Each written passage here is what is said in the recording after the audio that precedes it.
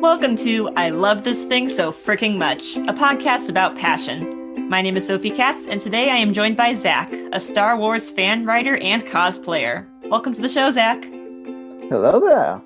Hello. So, here is how this works. Zach will have 3 minutes to talk about something that he loves. This can be a person, place, thing, concept, activity, anything he wants. Our only requirement is that he loves it wholeheartedly and wants to tell us why. Are you ready, Zach? Let's do this. Good. Got my timer. Now, what do you love so freaking much?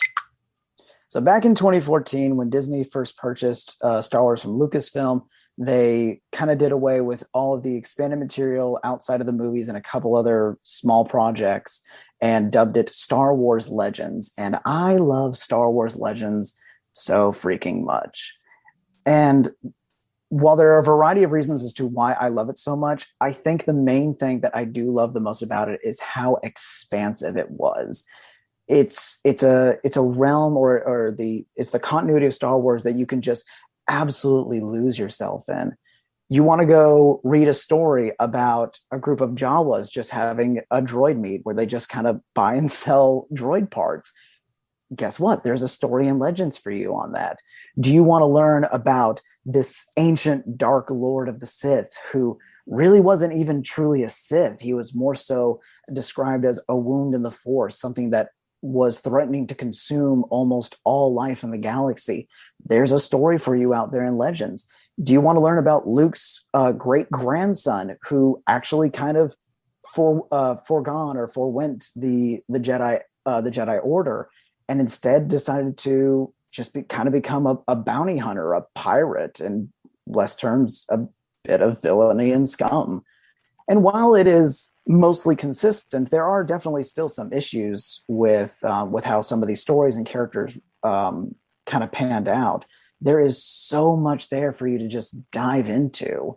And there's really no avenue of Legends that doesn't have its great merits to it.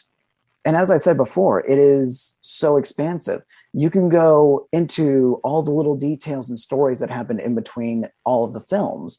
And then you can go before the films. You can go after the films. You could dive into stories that have absolutely nothing to do with the main characters or even just kind of the greater Star Wars narrative as a whole. Like I said, there's a story about Jawas just selling droid parts to each other. There's a story about just the various cantina goers from A New Hope. There's the story of tons of Jedi masters who will kind of be forgotten by history. There is so much there. There's so many great characters. There's plots, worlds. The worlds in it are absolutely breathtaking in how creative they can get. You have a planet such as like Zonoma Sekat, which is a living planet. It's an organic being. You have the planet of Korriban, the ancient Sith homeworld that is lush with tombs of all these ancient Sith. Go ahead and finish your thought. Yes. And then you can have a planet such as Tatooine,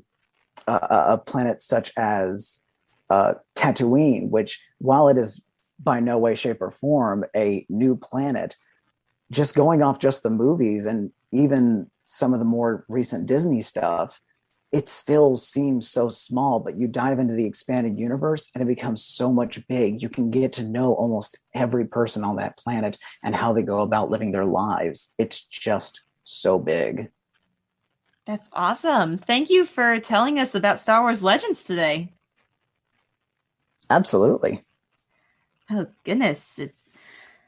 The first thing that popped into my mind, the way you described what the Legends books encapsulate, is it's a world building nerd's dream come true. Like you can only tell so much about a world in a 3-hour max movie, even if you have multiple movies to work with. But they had a lot more time and space to work with here.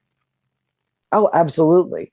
And it just kind of goes to show that, like, while the stories of the films themselves can be such great epic narratives, there's still so much more that you can do with it. Kind of like what I was saying, It could be something that is grandiose and does impact the greater narrative, or it could be something super small and inconsequential, something that is completely skippable and nothing changes. And Star Wars Legends can do that and has done that. It makes me think of the kind of exploration you'll find in like on fan fiction websites a lot, just getting into whatever side character or Mm-hmm. culture detail you want to, but this was actual canon for a while. It was. There was definitely albeit a small, but there was definitely a abortive process for something to become canonized in Star Wars Legends. It was basically something that either had to be approved by George Lucas himself, or at least his board of directors, or whatever the case may have been. Now, that being said, not every single story that came out during that time period was considered canon. Hmm. There was a story of Darth Maul's return from Phantom Menace. In the story, it's revealed that he survives his encounter with Obi-Wan in episode 1 and has spent almost the entire duration of the prequels trying to hunt down Obi-Wan, leading him to a climactic confrontation with Obi-Wan on Tatooine at Luke's family farm when Luke is just a little boy. That story was basically put out and out there being like, yeah, this is not canon. This is not a thing. Darth Maul died back in Phantom Menace. Make no conniptions about that. But it was still, but even though it wasn't canon, it was still such a spectacular thing to see. It's very much that, okay, what if factor, Mm-hmm. and kind of like what you mentioned, um, it's something that you would see in fan fiction to some extent, but I kind of almost liken it to the world building of like the Tolkien mythology. Yeah. You have the original Lord of the Rings, you have the Hobbit, but you have the Silmarillion, you have the great pantheon of extra material, extra books that help flesh out the narrative and the world of Tolkien's mythos. Do you have any particular favorites of stories in the Star Wars Legends whole universe? You've mentioned a Oof. lot of different examples. I'm wondering if there's any one or two that just stand out to you as, yeah, I really, really love this one. Woof. Ain't that the $1 million question? Um, um, One story that always kind of sparks in my mind when I think about Star Wars Legends is the story of Darth Bane. In episode 1, we during the funeral scene for Qui-Gon Jinn, you have that brief conversation between Yoda and Mace Windu, where they're talking about Darth Maul and his defeat. Only two there are: a master and an apprentice, no more, no less. But who was destroyed? The master or the apprentice? And from that small dialogue, we get this huge expansive dive into this character Darth Bane, who created what is later to be called the Rule of Two. Because before Bane took over the Sith were so large and expansive that it was sort of corrupted by its own sense of infighting. Sith Lords were constantly betraying and backstabbing one another, and it was weakening the order as a whole. So Bane decided, all right, we're going to wipe the slate clean. And in this masterful move where the Sith Order was currently at war with the Jedi, he wipes out the original Brotherhood of Darkness, as it was called at that point in time, and took on a young girl as his next apprentice. And from then on, all the way up until the movies, we see this cycle of a master and apprentice, one who has power and one who will crave power. And at some point in time, that apprentice must try to kill their master. Either A, they prove that they are strong enough to do so, they claim the mantle of Dark Lord, they take an apprentice, and the cycle continues. Or that apprentice fails, the master finds a new apprentice and keeps on going. And we see it all played out through his life story, where he starts out as just some low-life miner on a distant random planet that plays absolutely no consequence to the greater galaxy. And we see him transform into a trooper all the way up into this amazing Dark Lord of the Sith, one that characters in universe still kind of revere to and almost kind of dread talking about, because they knew that he was such a big deal. That's just one that immediately jumps into my mind, but there are plenty others. Absolutely.